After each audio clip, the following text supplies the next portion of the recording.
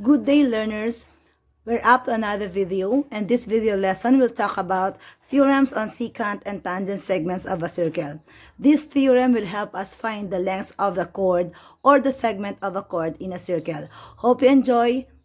Let's talk about theorem number 1, theorem on two intersecting chords. It says here that if two chords of a circle intersect, then the product of the measures of the segments of one chord is equal to the product of the measures of the segments of the other chord. To cut it short, let's have this illustration. We have here circle C with two chords A, B, and D, E. Now, it says from the theorem that the product of AM, ito yung segment ng chord na AB, so AM times BM is equals to DM times EM. So, parang pair-pair lang siya. So, solve natin, hanapin natin ang measure ng length ng DM.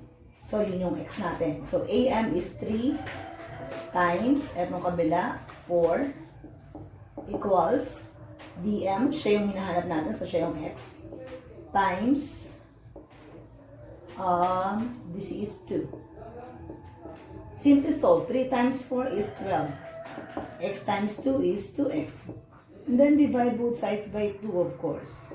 Para ma-cancel yun. So, x is equals to 6. So, therefore, our DM here, the length of this segment DM is 6 units. Let's have example number 2. In this example, we have a circle with chords DE and RA. So, applying the rule, yung pair na to, 5 and 6. So, 5 times 6 equals another pair, ito po siya. So, that's x times 10. And then solve. So, 5 times 6 is 30. X times 10 is 10x. And then we divide both sides by 10, of course. To cancel this out, then x is equals to 3. So, therefore, the length of this AM of this segment is 3 units.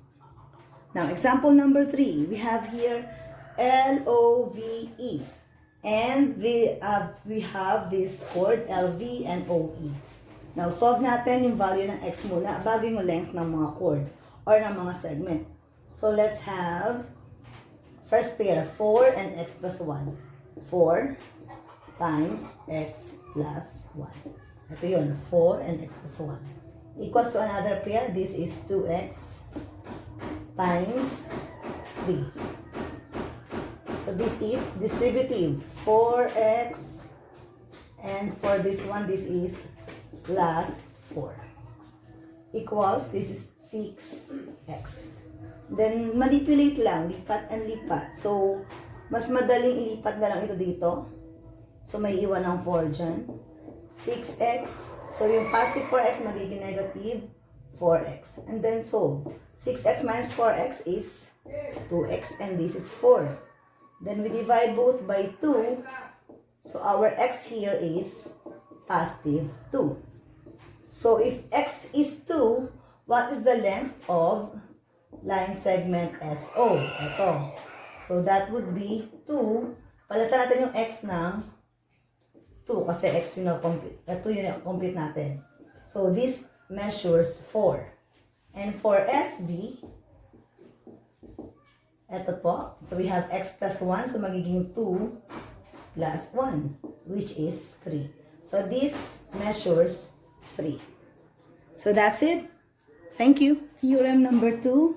Theorem on two secant segments. It says here that if two secant segments are drawn to a circle from an exterior point, then the product of the lengths of one secant segment and its external secant segment is equal to the product of the lengths of the other secant segment and its external secant segment.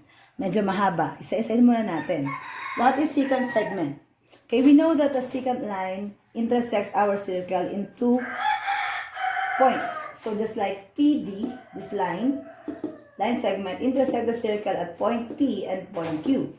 Okay? Another secant segment here is SD. It intersects the circle at point S, and point R. Now, what is external secant segment? So, from the word external, siya yung nasa labas. So, kung ito yung ating secant segment, yung nasa labas ng circle ay yung QD.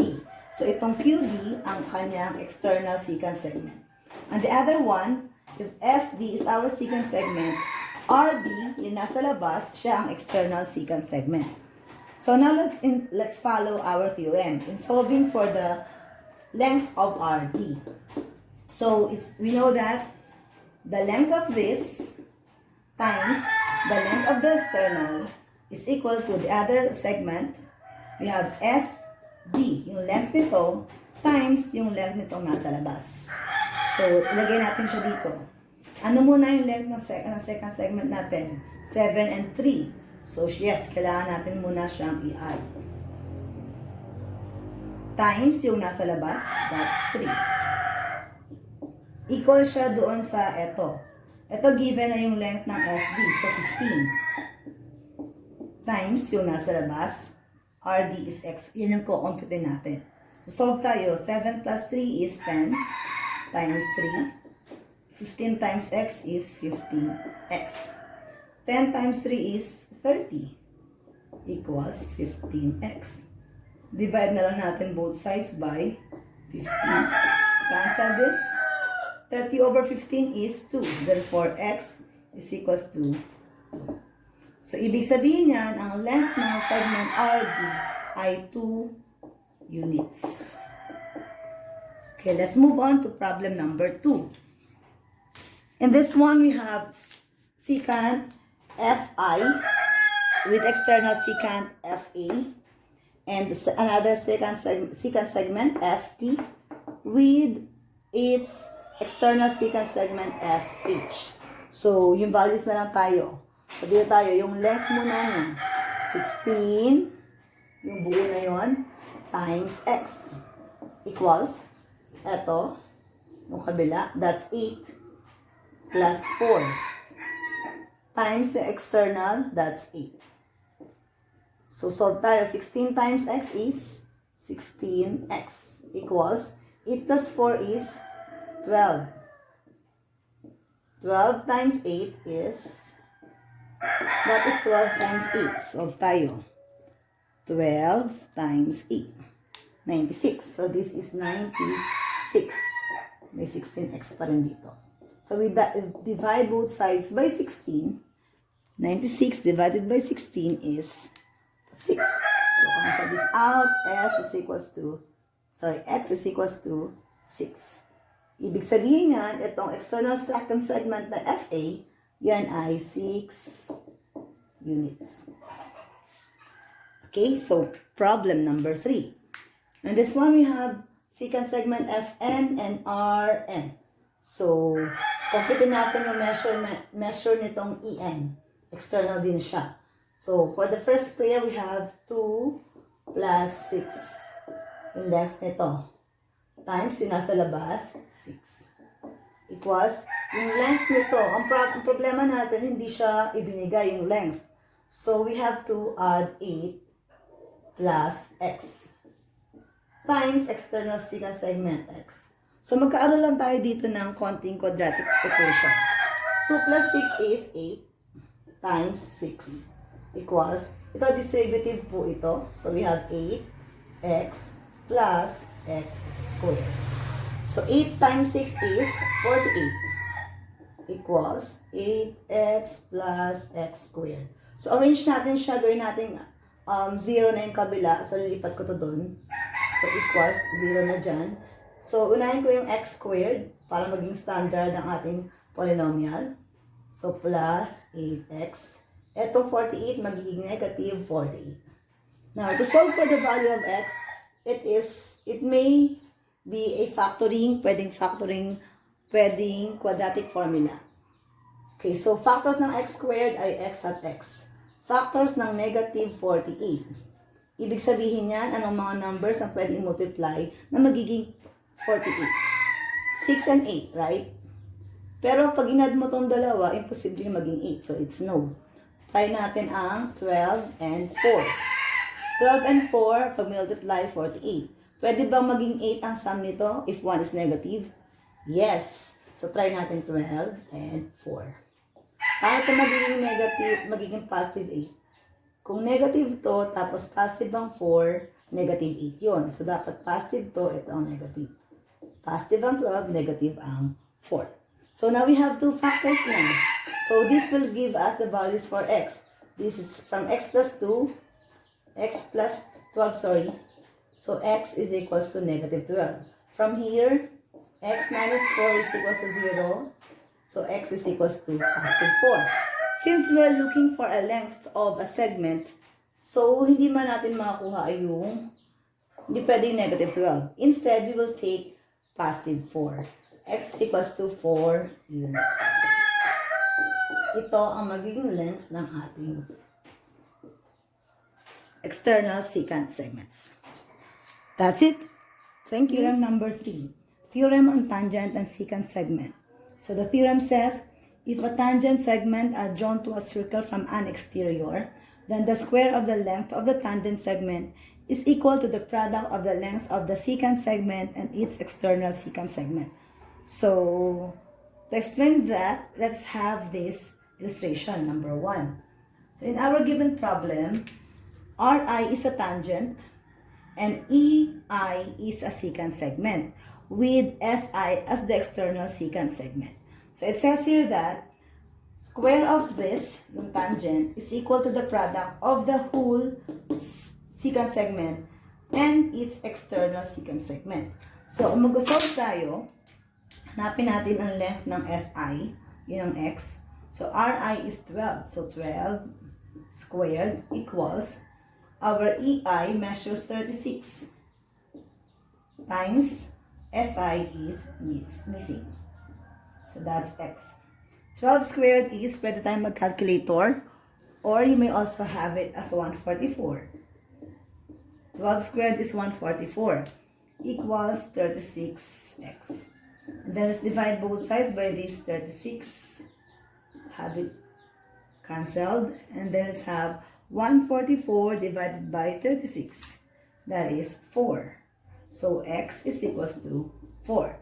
That means the length of this external secant segment here is 4 units. Now, let's move on to example number 2. In this case, we have this tangent IL and secant segment IS. So, unahin ko itong isulat. So, that means this is square of this. Lagyan natin. IL squared is equals to IS times IM. Kasi ito yung nasa labas, right? So, we have here x squared equals, what is IS? Itong left na to, 8 plus 2. We have to add. Kanina kasi given yung whole. Ito kailangan pa natin i-add. Times yung IM given na rin, which is 2. So, x squared is equals to, this is 10 times 2. 10 times 2 is 20. Okay, x squared is 20. So, exact natin ang square root para ma-cancel to. What is the square root of 20? So, this is, iko dito, 4 times 5. 4 is perfect square, so that's 2 square root of 5 units. Pwede din naman, we may use the calculator, square root of 20, that is 4.47 units. So, these are the answers. Pwede na to, exact na yan, but you may use calculator, pwede din naman ito. Now, let's move on to problem number 3. So, again, we have here a tangent, PA, and NA as our secant segment. Ang nawawala ay itong nasa loob na to. So, solve natin gamit yung ating theorem. So, insert yung theorem. PA, ito yung tangent, squared, is equals to itong buo, NA times yung labas, IA. Okay? So, given naman to, equal na 10 squared equals NA. Ito yun. So, that is sum of X and 5. Ito ay sum ng x at ng 5 times yung 5 na nasa labas. So, 10 squared is 100 equals, distribute natin to, this is 5x plus 25. Kasi 5 times 5 is 25. Now, pwede natin ilipat itong 25 para ma-solve natin. Pag nilipat ito doon, magiging negative 25, may iwan dito ang 5x. 100 minus 25 is 75. And then, divide natin both sides by 5. Cancel this out. So, x is equals to, what is 75 divided by 5? The answer is 15. So, therefore, the length of NI here, ito, tong length na to, ay 15 units. That's it.